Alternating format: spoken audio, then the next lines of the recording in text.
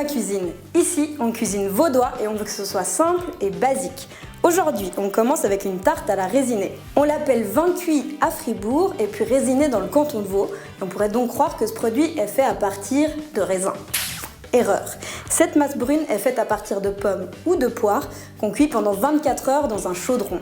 Jusqu'au 19e siècle, le sucre était considéré comme un produit de luxe.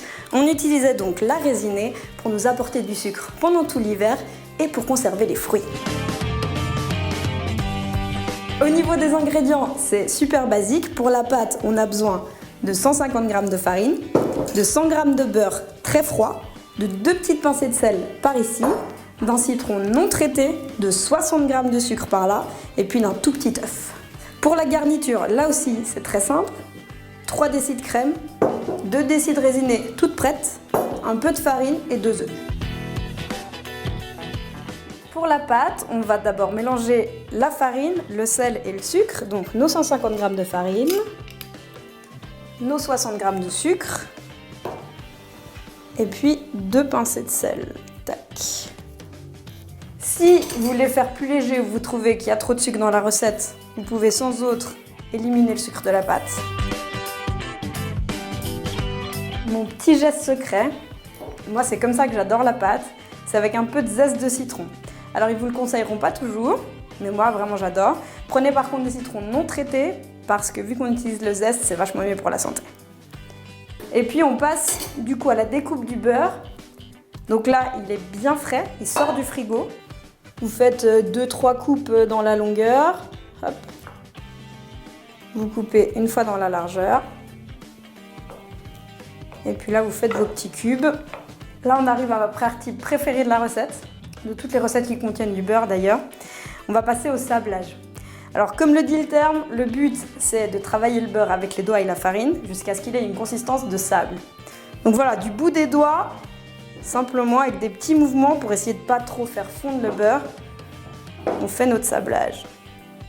La consistance à laquelle on arrive, c'est vraiment quelque chose comme du parmesan râpé ou du sable en l'occurrence. Et puis là, on va ajouter le petit œuf battu, ce qui va permettre de rassembler la pâte et de lui donner sa consistance définitive. Voilà. Alors ça colle, au début c'est normal, mais il ne faut pas s'inquiéter. Au fur et à mesure, on va avoir une belle boule uniforme. Hop. Là, on va la mettre 30 minutes au frais. C'est surtout histoire qu'elle rétrécisse pas trop à la cuisson et puis qu'on puisse l'étaler facilement. Pendant que la pâte repose, on en profite pour faire la garniture. Pour ça, on a besoin d'un grand récipient, j'insiste, un grand récipient parce qu'on va fouetter et il faut de l'espace pour ça. On retrouve notre crème et notre résinée, un petit peu de farine et puis nos œufs. Alors, easy, hop, on verse tout dedans et on fouette. Il faut vraiment bien fouetter pour éliminer le maximum de grumeaux. Même tous les grumeaux, on n'en veut pas du tout dans la garniture.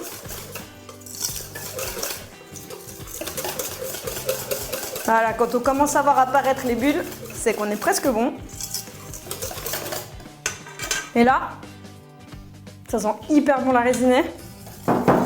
Donc on va préparer notre pâte, mettre la garniture dessus et on n'aura plus qu'à cuire au four. Donc une fois que notre garniture est prête, la pâte est trouée, on verse tout simplement la garniture sur la pâte. Parfait. Là, on met au four, on va cuire d'abord à 200 degrés pendant 15 minutes. On va descendre la température à 180 et cuire à nouveau pour 15 minutes.